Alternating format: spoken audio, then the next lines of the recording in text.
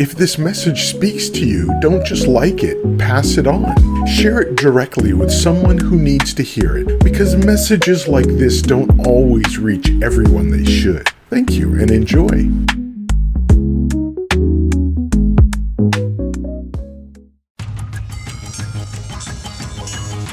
Do foundational Black Americans deserve reparations? If yes, what would it look like? To determine a realistic total and per-person reparations amount for foundational Black Americans, if the United States had unlimited funds, we must consider, first, the historical legal claims. Starting from the legal beginning of the claim, for example, 1865 after slavery was abolished, but including violations such as black codes, Jim Crow, redlining, and systemic economic exclusion. Methods of calculation. There are multiple variables, including lost wages from slavery, wealth disparities today, unpaid labor calculations, and modern-day damages for systemic discrimination. We then calculate with the number of eligible recipients based on the foundational Black American population. Step 1. Key estimates for total reparations. Several studies have attempted to estimate reparations, unpaid wages from slavery, starting in 1865. The total enslaved labor value, calculated by economists, ranges from $20 to $97 trillion, adjusted for inflation and compounded interest. This is based on 4 to 5 million enslaved people in 1865. The racial wealth gap is largely a result of policies that excluded Black Americans from wealth accumulation. The average white family's wealth is approximately $900,000, while the average Black family's wealth is about $140,000. Closing this gap for around 40 million Black Americans would cost between $13 and $14 trillion. 40 acres and a mule, which refers to land reparations. Each freedman was promised 40 acres, but was denied. An estimated 44 million acres are owed, valued at around $1.5 trillion today. Losses from segregation, discriminatory housing policies, exclusion from Social Security benefits, and targeted economic oppression. Some estimates add $10 to $15 trillion for these damages. Total reparations estimate. Combining these methods, the low end is $14 trillion, focusing on the wealth gap alone, and the high end exceeds $97 trillion, accounting for the full value of lost labor plus damages. Step 2. Individual payouts. The number of eligible foundational Black Americans is approximately 40 million, a conservative estimate based on United States Census data. Per-person payouts. The low estimate of $14 trillion total results in $350,000 per person. The high estimate of $97 trillion total results in $2.4 million per person. Including land, which adds around $1.5 trillion extra, would add approximately $37,500 per person. Step 3. Realistic payment models. If unlimited money was available, payouts could be structured as lump sum payments, direct $350,000 to $2.4 million per person. Trust fund model, paid over 20 to 30 years. Wealth building programs, free education, home grants, business loans, and tax exemptions. Land and asset transfer, providing land, businesses, and property. The realistic minimum is $350,000 per person, totaling around $14 trillion. Full compensation would be $2.4 million per person, totaling approximately $97 trillion. If land is included, an additional $37,500 per person, totaling around $1.5 trillion more. In an unlimited money scenario, the maximum owed could be close to $100 trillion, but a more practical, historically sound figure is around $14 to $20 trillion to close the wealth gap and compensate for direct damages. In the next video we will talk about what the government can do today, if it chooses. Please comment on what you've seen today. Don't forget to like and subscribe. Thank you for joining us on Until Reparations Comes. To reconcile the potential cost of reparations for FBA, which could be up to $97 trillion, with the current U.S. financial reality, we need to analyze how such a program could be structured without causing economic collapse. Here's how. Can the U.S. afford reparations? The U.S. national debt is over $36 trillion, and the annual federal budget is about $7.3 trillion. Paying even the low-end estimate of $14 trillion in one lump sum would be nearly impossible within the current budget. However, governments do not operate like households. They have mechanisms to fund large-scale initiatives over time. Ways the U.S. finances large expenditures include debt issuance, such as for war spending, COVID-19 relief, and bank bailouts, tax adjustments like a progressive wealth tax or a corporate reparations tax, reallocation of spending by reducing unnecessary military or corporate subsidies, and investment in reparations as economic stimulus, which could boost GDP via increased FBA wealth and spending. Historical precedents for large government spending show that the U.S. has spent more on other programs. For example, COVID-19 relief from 2020 to 2022 cost between $5 and $6 trillion. The Iraq and Afghanistan wars cost $8 trillion. The New Deal in the 1930s and 40s would cost $50 trillion in modern terms. And the 2008 financial bailout, including TARP and Federal Reserve actions, totaled $16 trillion. If America can afford trillions for wars and corporate bailouts, it can afford reparations over time. The key is structuring payments in a way that does not trigger inflation or economic instability. Practical strategies for funding reparations. Instead of a one-time $97 trillion payment, reparations could be structured as a long-term investment through various mechanisms. Multi-year payments model. Spread payments over 25 to 50 years to ease the burden. For example, $97 trillion over 50 years equals approximately $1.94 trillion per year. This is similar in scale to Social Security, which costs $1.5 trillion per year. B. Reparations Trust Fund. The U.S. government could create a reparations trust fund that invests in FBA communities, businesses, and education. This would be managed like the Social Security Trust Fund. C. Direct wealth redistribution programs. Home ownership grants provide land, property, or business grants instead of direct cash payments. Education and debt cancellation. Full tuition and student loan relief for FBAs. Tax exemptions for FBAs. Temporarily eliminate federal taxes for eligible recipients. Reparations-focused taxation. Wealth tax on corporations benefiting from slavery. Some banks, insurance companies, and corporations that directly profited from slavery.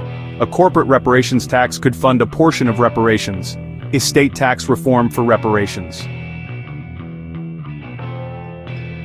The wealthiest Americans benefit from generational wealth that was denied to FBAs. Adjusting the estate tax for high net worth individuals could help fund reparations. Would this crash the U.S. economy? No, if done correctly. GDP growth. Providing reparations boosts FBA purchasing power, home ownership, and entrepreneurship, which grows the economy. Precedent from economic stimulus. Government stimulus, like COVID-19 relief, increases economic activity rather than causing collapse. Avoiding hyperinflation. Spreading payments over decades avoids inflationary risks. The bottom line. Yes, America has financial constraints. Yes, reparations are historically justified and feasible with structured payments. No, it doesn't need to be paid all at once. Reparations could work as a long-term investment, not just as a payout.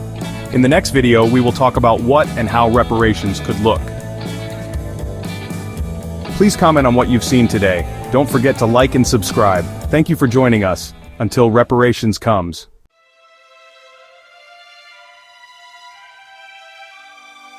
A structured 50-year reparations implementation plan ensures an organized and effective distribution of funds while preventing economic instability. The plan is divided into 3 key phases. This would ensure that the impact is sustainable and long-term.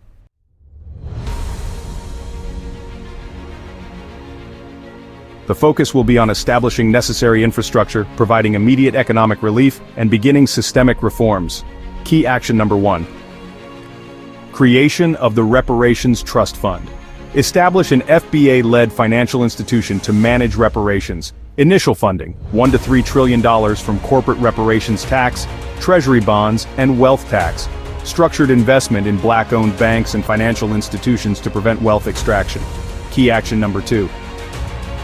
Immediate direct payments and financial relief. Initially $100,000 to $150,000 lump sum payments for eligible FBAs. Universal basic income of $2,000 per month for economic stability. Debt relief. Complete student loan forgiveness for FBAs, mortgage and predatory loan buyouts for victims of housing discrimination. Key action number 3. Homeownership and land redistribution. Launch 40 acres land program with government-backed grants. Provide zero-interest home loans for homeownership expansion in Black communities. Title restoration and reparative land grants for families impacted by historical land theft. Key action number 4. Business development and economic growth initiatives. $100 billion allocated to support Black business incubators and low-interest business loans. Federal contract prioritization for FBA-owned businesses. Establish tax-free business zones to reduce financial barriers to Black entrepreneurship. Key action number 5. Criminal justice and social reforms, automatic expungement of non-violent criminal records for FBAs, compensation for mass incarceration survivors, payments of $50,000 per year for those wrongfully imprisoned, abolition of cash bail and reform of racist policing practices. Key action number 6. Education and workforce development, immediate student loan debt cancellation for FBAs, tuition-free college, vocational training and workforce development programs, $50 billion investment in HBCUs for infrastructure expansion and scholarship programs. Key action number 7. Healthcare and social services expansion, universal free healthcare for FBAs, mental health and PTSD treatment programs to address racial trauma, launch of Black maternal health initiative to reduce childbirth disparities.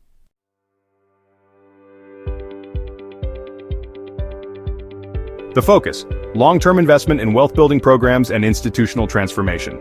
Key actions: 1. Continued annual direct payments and financial stability, recurring $50,000 to $100,000 per year per eligible FBA in structured installments, funded by progressive wealth taxes and corporate reparations contributions.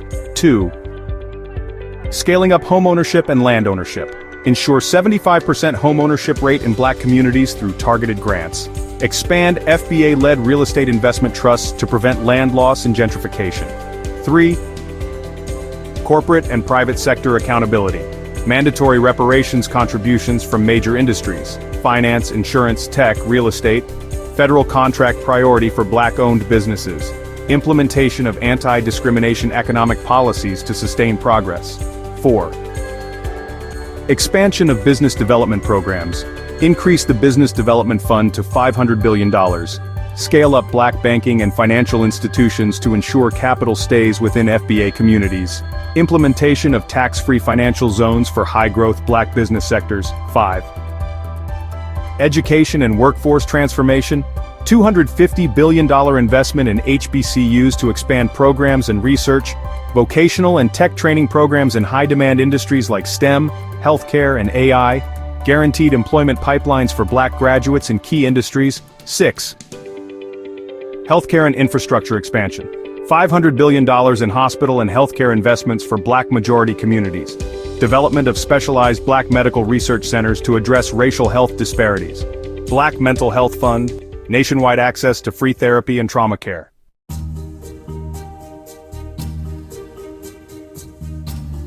Phase 3, which spans over 15 years and beyond, focuses on ensuring reparations benefits are protected for future generations and securing Black economic sovereignty. Key actions include: first, the Reparations Trust Fund becomes a permanent institution for sustaining wealth among foundational Black Americans. This is coupled with generational wealth-building programs to ensure long-term benefits and financial education initiatives for sustainable wealth management. Second, a $10 trillion investment in Africa and Caribbean partnerships will foster trade and economic ties.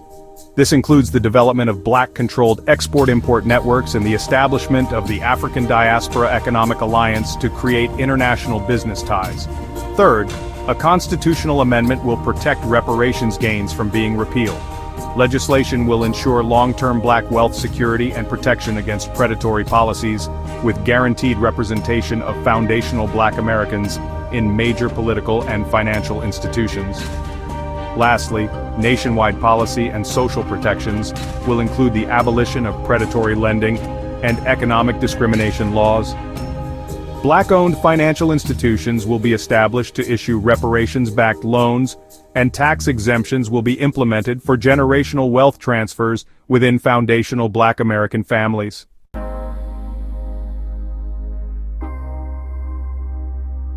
Projected outcomes after 50 years include the elimination of the racial wealth gap, securing economic independence for foundational Black Americans, and Black financial institutions controlling over $10 trillion in assets. Generational wealth will be protected through constitutional reforms, and corporate accountability and reparations will be enshrined in law.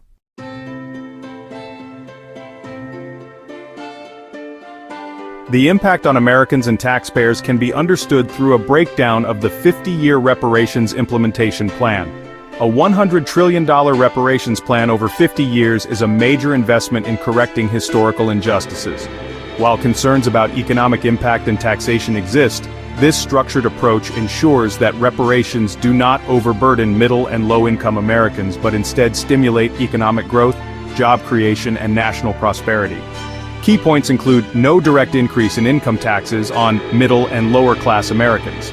Ultra-wealthy individuals, those with a net worth over $50 million, will contribute a small wealth tax. Fortune 500 companies will pay a 1% reparations tax, a fraction of what many already receive in corporate tax breaks.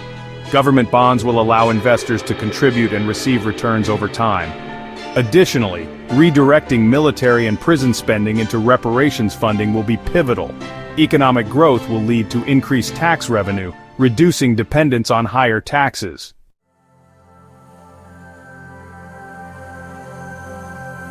In conclusion, the 50-year implementation strategy ensures that reparations are not just financial transfers, but a full-scale restructuring of economic, social, and political systems to eliminate racial wealth disparities permanently.